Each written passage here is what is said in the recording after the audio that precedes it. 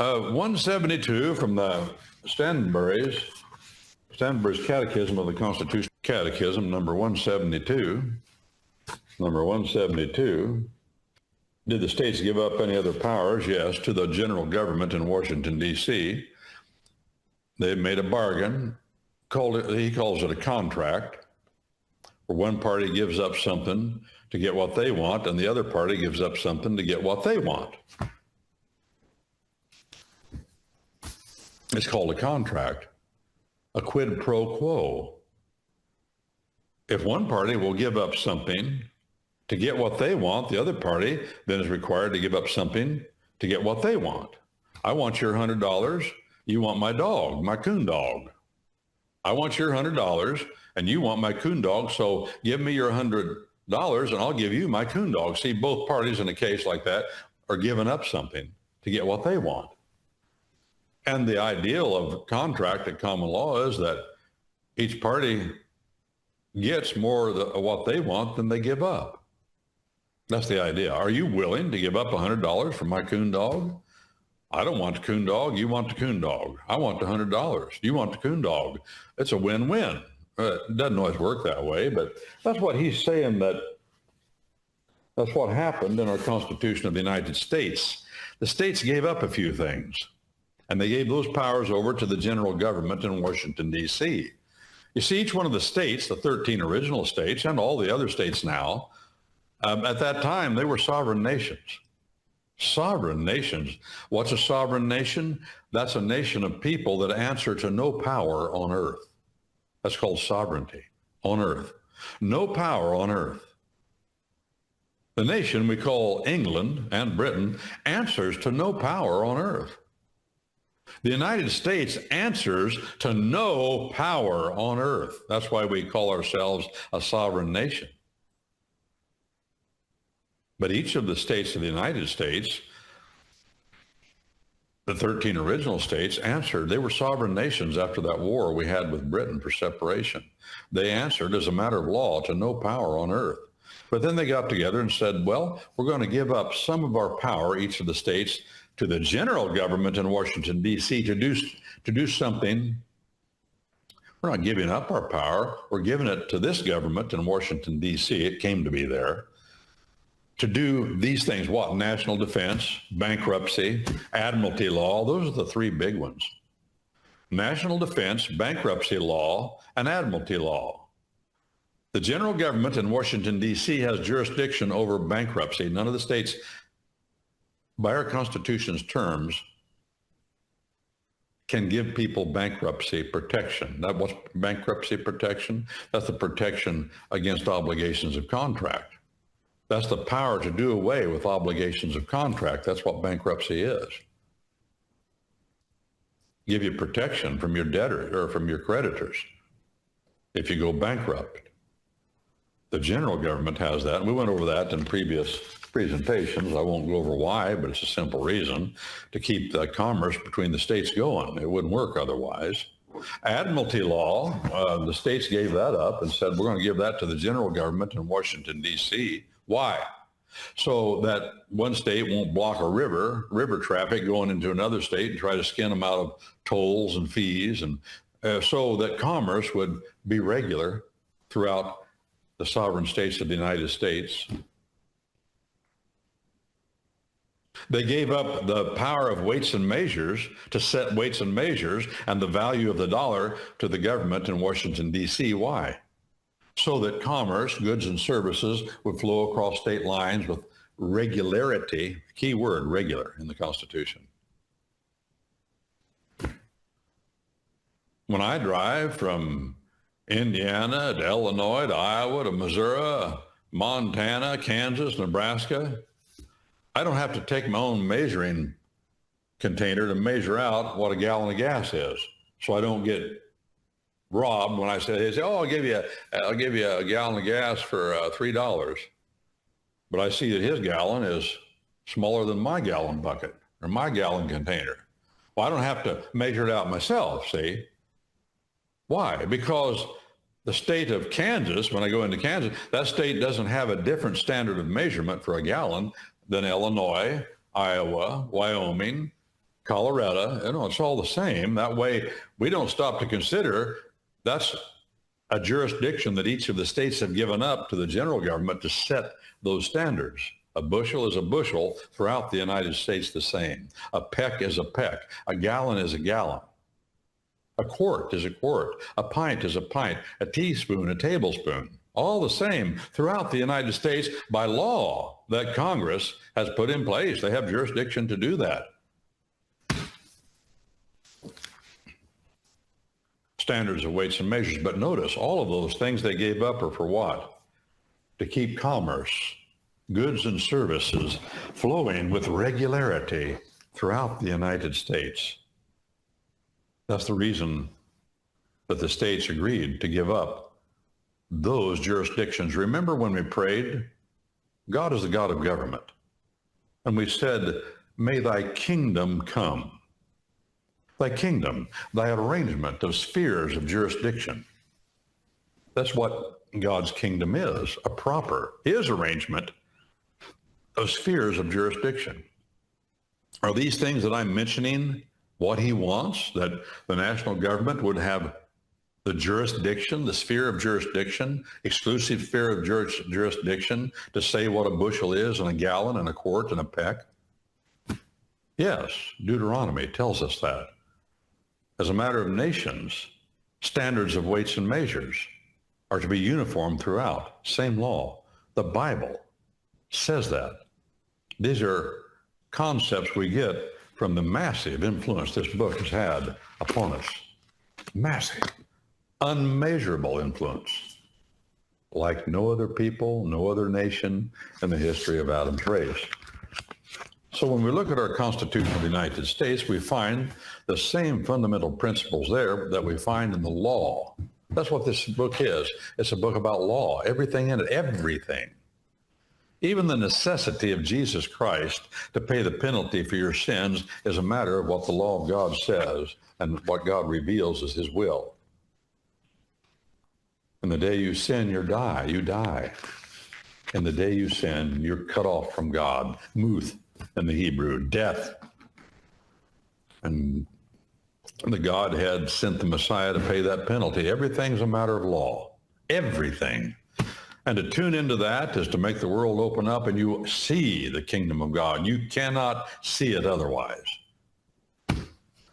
That's what it is. These arrangements of these spheres of jurisdiction, who has what? Well, that's what our Constitution of the United States does for our nation. All the separate sovereignties of these states that have given up portions of their sovereignty so that commerce and prosperity could flow freely. This is unusual in the history of Adam's race that we could do this, by the way. Separate countries. We need to see it that way. Our states are separate countries, but we have entered into an agreement, all of the states, so that we will be prosperous together. We will combine our forces in national defense together. We'll keep the commerce flowing together.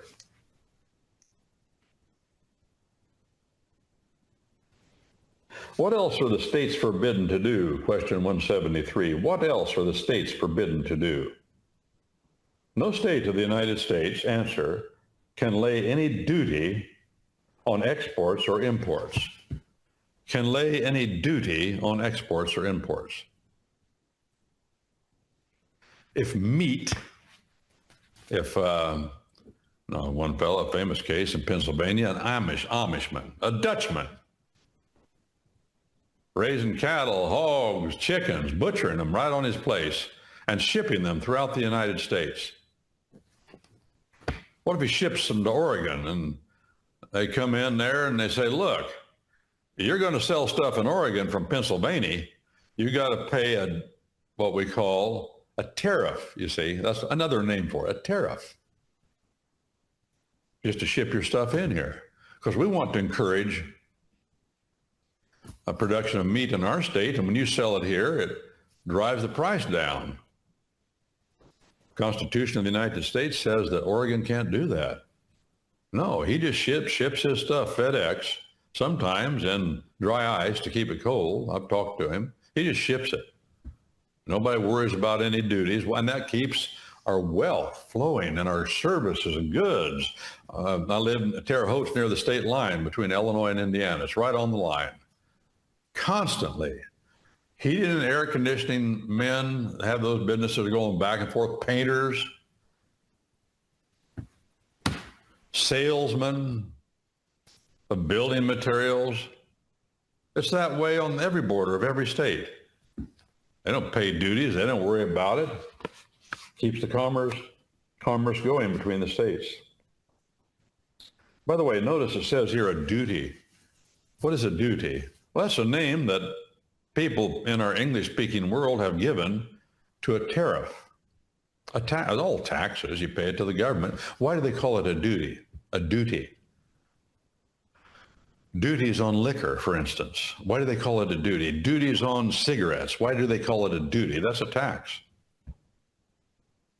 They call it a duty to stress the point that it's not a matter of contract with the government. Get away from this patriot mythology baloney. Oh, we got a technical word for it. The initials of the technical word of this patriot mythology are BS. Bottom sediment. That's what they call it in the oil field. In the bull business, we were in the bull business. Boy, do I know BS. It was everywhere. I talked about that stock rack my granddad had on his truck. It was absolutely covered with BS. That's all bulls do, is produce BS and baby cows and calves. That's all they do. They don't do anything else. They produce BS and calves. And it's everywhere, and a lot of it, and it splatters everywhere. If you're near them, you're going to get it all over you. There's no discernment there about it. Well, the point I'm making is a duty is something that arises out of law. That's why they call it a duty. It's not a matter of contract. It's been called a duty for centuries. Duties. Different words for it. It's a tax. A duty is something that arises out of law. What arises out of contract? Debt. Show me a debt, I'll show you a contract. Remember a while ago I talked about the quid pro quo. I'll give you my coon dog, you give me $100. Well, each one of those are a debt owed to the other fellow, see? That's contract. Duty? There's no debt there, just an obligation arising out of law. Don't think that your relationship with the government is contractual. It isn't. If you live on the land in your state or the United States, whatever law applies, the law applies. You're within the jurisdiction of the court if the court wants to apply the law to you, whether it be a criminal matter or a non-criminal matter. No, that's not true. No, that's true. That's true. You murder somebody and see if the court doesn't take jurisdiction over you. Do you have a contract with the government not to murder people? Is it a debt you owe to the government? No, it's a duty. Duties arise out of law. Debts arise out of contract. Please keep that straight. Duties, May 174 out of 333 questions of Stansbury's commentaries on the Constitution. May not the government lay up enough duty to pay for the expenses of collecting duties Congress has laid? May government save up enough of the money they make on duties so they can hire people to collect the duties that they collect? A tariff, talking about tariffs, DJ Trump wants to put tariffs on other countries that make our tariffs on them for cars equal, for example, to their tariffs on us. Why? Well, because you go to Germany or Japan, you won't see very many American-made cars there. You'll see German-made cars in Germany, Japan-made cars in Japan. But you come to America, and what will you see? You'll see lots of German-made cars here and lots of Japan-made cars here. Why? because we're not charging any tariffs much to amount to anything for them to sell their cars here, but they're charging us. And we're sending our cars there a little, not much. Why would anybody buy a car there when there's a massive tariff that the buyer of the car is going to have to pay? You know, taxes do roll downhill. Who pays all taxes? Same group always pays all taxes. The consumer.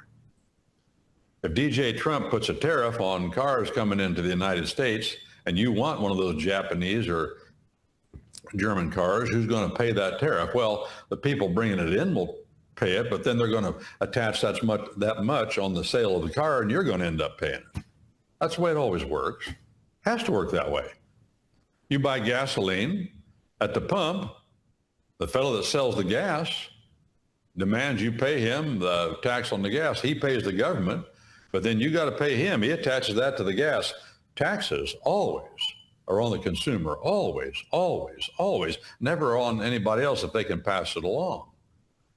And that's the difference between direct and indirect taxes. Direct taxes are taxes you can't pass along to somebody else. Indirect taxes are taxes you can pass along to somebody else. If you're selling gasoline, food, cigarettes, liquor, you got to collect that tax and pay it, but you just pass it on to whoever buys that liquor or that pack of cigarettes or that gasoline. That's the way taxes work. Taxes roll downhill. Always the same people.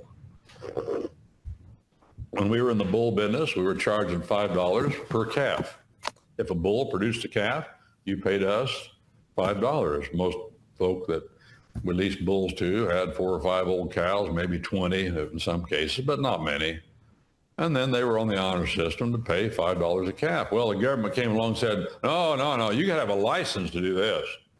You're a bull leaser? No, you got to have a license. And by the way, you got to pay this much for your license. And by the way, every time you deliver a bull, you got to take it to the veterinarian and have the bull tested for disease. Well, that's an added expense. You got to pay for the license. Then every bull you deliver has to be tested for disease. Who's going to pay that? Not us. It's no longer $5. Then that made it $7. I remember that made it $7 per calf. Sounds pretty cheap, doesn't it? That's the way we used to do it. We didn't pay it. That little old widow woman over here that had 3 or 4 old cows and needed a bull so she could freshen up one of her milk cows, she paid it. Freshen it up for milk, you see, so that it produced milk again. She paid it. Taxes roll downhill. The consumer pays all taxes. Always, always, always. Well, a duty is something that arises out of law. A tariff is a duty. All taxes are duties.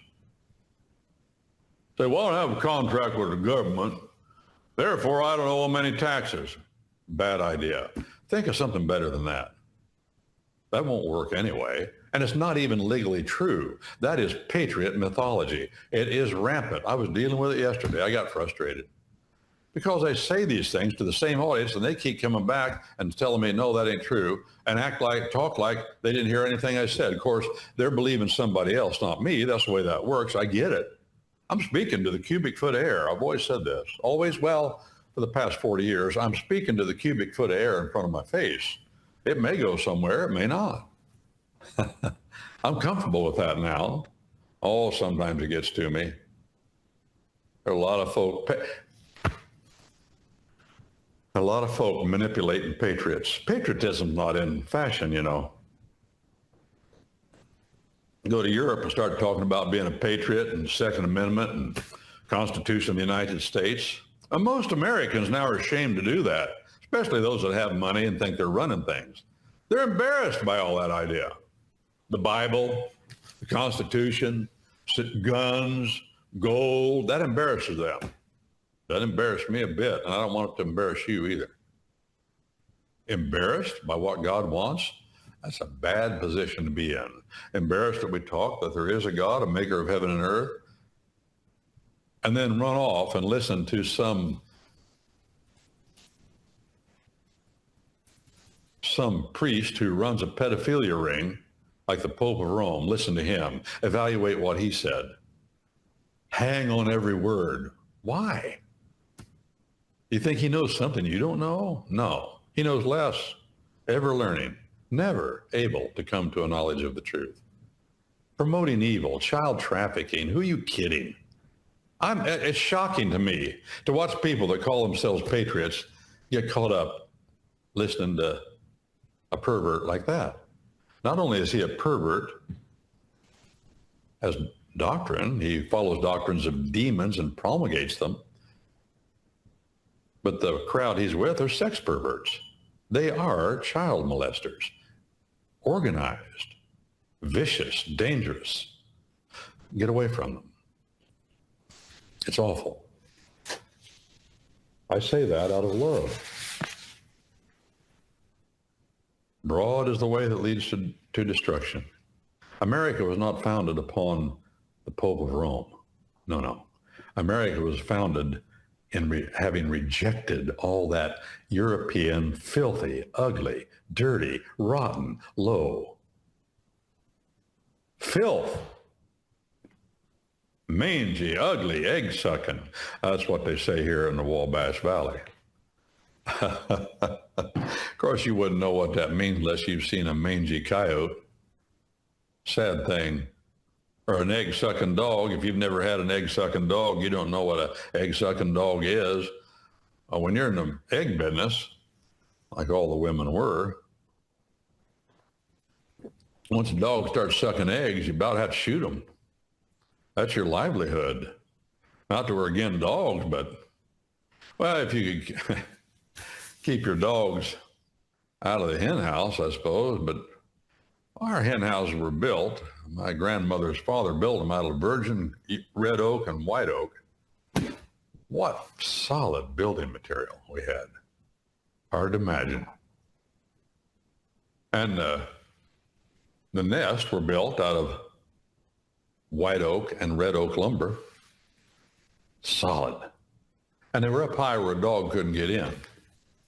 Now, a possum could get in. If a possum got in the chicken house, what they'd do, and we had this happen, they get in the chicken house. We'd shut the chickens up at night, of course.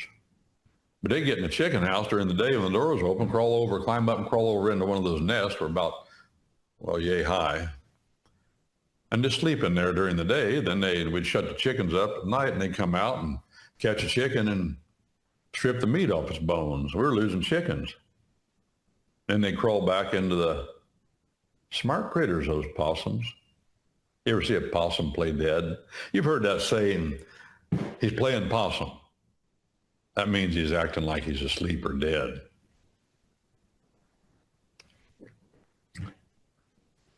They'll do that. People talk about how wily coyotes are. Oh yeah, they're sharp. Fox, how foxy they are and what they do. I hear people talking about the possum. Why is that? Well, the possum doesn't cut a very impressive figure just to look at him. And very unimpressive. As a matter of fact, they look kind of weak in the eyes and lowly in the face, and they just kind of lumber around slowly and come out at night and eat bugs and critters, and they catch a chicken, they'll eat that. And the possum, for you, those of you that went to the public school system, like me, oh, it wasn't so bad. I learned a lot in the public school system because it hadn't went completely foolish by that time. Like I said, my teachers prayed with us twice a day when I was in the grades. Boy, did I learn a lot. Old school. It took a long time for the evil empire to get to the reaches of the remote hinterlands of flyover America where we lived. Like I said yesterday, when I was in the grades, we had a picture of George Washington, Abe Lincoln at the front of the classroom, and then there was a flag sticking out. We stood up in the morning, did the Pledge of Allegiance. It was just axiomatic. I had a client once. He was from Nigeria. He got to the United States because he was in the 1974 Olympics in Montreal, Canada. the 1974 Olympics in Montreal, Canada. The man stayed here after he came to North America. He got a scholarship after he ran up in Montreal. And he got a scholarship and to go to college. He'd never been to college. He told me he learned how to run the 120-yard high hurdles out in the lot next to his house. Poor people, you know. He'd set up these uprights and put a stick across them, he tried to space them at 120 yards. You know, it was an English colony, so they were under the English system. Fella had legs that were twice as long as his body, an interesting looking man. I mean, his legs were, you know, his hips were way up in the air and then his body was short. That's good for high hurdles, by the way. And when you see him run the high hurdles, I saw films of him running, his head stayed absolutely level as he ran the high hurdles, like all good high hurdlers. But his lower body was going like this. His legs were long. You know, if you're going to run the high hurdles, they're spaced so the fastest way to run them is 3 steps between each hurdle, called 3-stepping. Now, young boys can't do that. Their legs aren't long enough, but if you don't 3-step them, just so you can do that, you're not going to compete. Well, shucks, for him to 3-step was nothing. His legs were so long. Say, how do you know, Brent? Well, I ran the high hurdles in high school. I never won the high hurdles, but I generally could get a point. And when I started, I 5-stepped them, but that doesn't work. I finally figured I had to 3-step them, but I couldn't 3-step them like this fellow. Just 2-2-2. You know, he just, I didn't have a coach either, so I didn't really know what I was doing, but I just watched the other fellas that they had a coach, they could do it. But he told me, listen to this. Listen to this, friends. This is instructive. Nigeria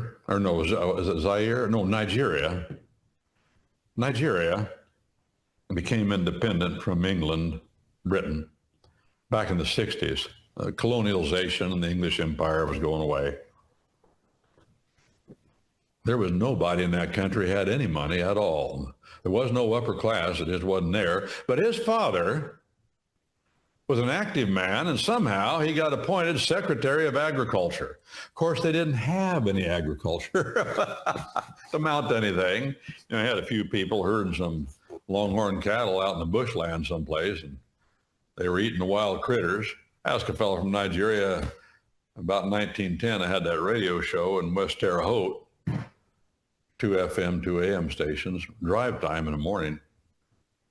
I interviewed this fellow from Nigeria, and I said, boy, you got a lot of wildlife over there, like all those exotic animals, elephants and tigers and lions and all whatever they got, you know, giraffes. He said, no, we don't have none of that. I said, you don't? I said, I've read about it in the books. He said, no, we don't. I said, what happened to them? Why? It made me laugh. He said, we ate them. They ate everything. Why? They were starving. No agriculture. No infrastructure to get it in at that time to trade when he was growing up. They were a new country. Well, this guy's father was Secretary of Agriculture. He's a smart man, trying to encourage agriculture in a country that had just been formed. And here's what he told me that his father told him. My client from Nigeria told me his father, first Secretary of Agriculture of the country, told him. This is instructive to us as Americans. Said to him, do you see how the Americans, when the flag goes by or when they play the national anthem, how they stand up and put their hands on their hearts? He said, we'll never have a country in Nigeria until people feel that way about our country. Smart man. I mean, just simple stuff. If you don't have that, you don't have a country and you will not be powerful. You say, well, I don't believe in the flag and the Pledge of Allegiance. I think that's idolatry. Okay, I'll give you that if you want to do that. Listen to me, though. And I don't even believe in the Pledge of Allegiance. That was a communist poem or whatever it is. Is it a poem? No, what is it? It's just a pledge. Was it written by a communist? Yeah. Does it have communist overtones? Yeah. But and that's all true. It's not the Bible. I know that. But there was an idea when we did all those things that we do respect what God has given us. He has given us a land. That's fundamental in the teachings of the Bible, that God has divided the land as a lodial landlord of all his land of earth up among the tribes, the tongues, and nations of men in different ways. We have a land. And loyalty to our land, not our culture or our nation, no, our land. Let's get right down to the bottom. So much so, even if we were wrong a little bit about some of these things, we still knew we needed to make a show, make an expression that we're loyal to the land the Lord our God has given us. And we did that. And we wanted to do it. And then along came the 1960s. We had a Lyceum program when I was in high school in that little town where I went to high school. I remember there was a family there. Big family. Well, they were in the old days, Roman Catholic families were big. I had 10 or 12 children in the family. They were from St. Louis, big city folk. We had the Lyceum program. We'd all get together, all the freshmen, the sophomores, go down to gymnasium. And we'd have the Star Spangled Banner played. We always did that. And we'd all stand up and we would sing, all of us. Nobody taught us the words. We just been around it all our lives. We just stood up and sang. Nobody said we had to stand up and sing. Nobody thought about saying, you got to stand up and sing. They never said that. We just did it. Like that fellow from Nigeria said, if people in Nigeria don't have this kind of natural response without anybody telling them to respect the land the Lord their God has given them. And by the way, he was a Christian man. He was, what we'd say in America, Episcopalian or Congregationalist because of the British influence, but that's the sect he was part of. We did all that, but this family that had come in wouldn't do it. They wouldn't stand up to the national anthem. Nobody said you got to. We kind of wondered. We had a Jehovah's Witness boy in the class too, old Squeaky. We called him Squeak because he wasn't any bigger than this. We all liked him, but he wouldn't do now that wasn't in grade school. That was in high school. He wouldn't pledge allegiance. And of course, by that time, there'd been a court case to the Supreme Court that said nobody could make him. But we never tried to start with. That wasn't the way it worked. Our Christianity, that's a Christian doctrine, to be loyal to the land the Lord your God has given you. Our Christianity wasn't by force, threat of force, law. It still isn't. We're just Christian people, always have been. Our culture is nearly irreversibly Christian, whether we understand it or not. All the little things we do. It's overwhelming. Utterly overwhelming. Let's not lose it. We're losing it. We're losing the idea that there's something special about being an American. We're letting people across the border, anybody can come, and they don't have to have any allegiance to the land or show any. No. Well, I just said we don't have a law that says you have to do that, but I'm telling you, it's a matter of biblical fact and the laws of nature. If people are not by naturally and spontaneously loyal to the land their God has given them, our country will fall apart. Now, how do you get that? Well, it comes back to like the electric fence. The Bible is like an electric fence. It's just paper and ink.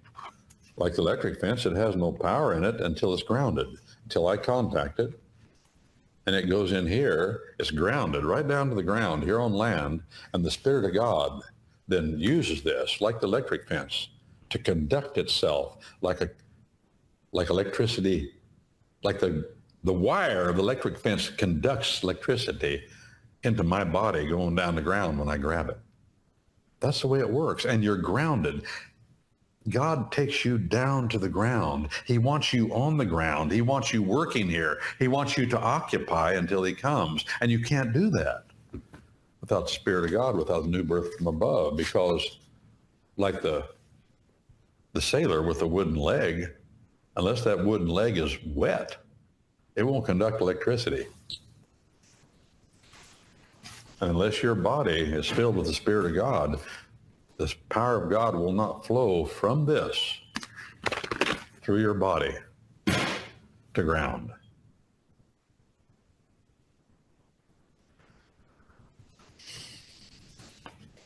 Where are we? On 172? Well, I better.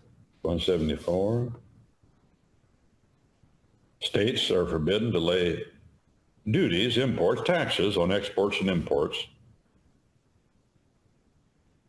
And may they lay enough duty on exports and imports to pay for collecting duties that Congress has laid? Yes, they may.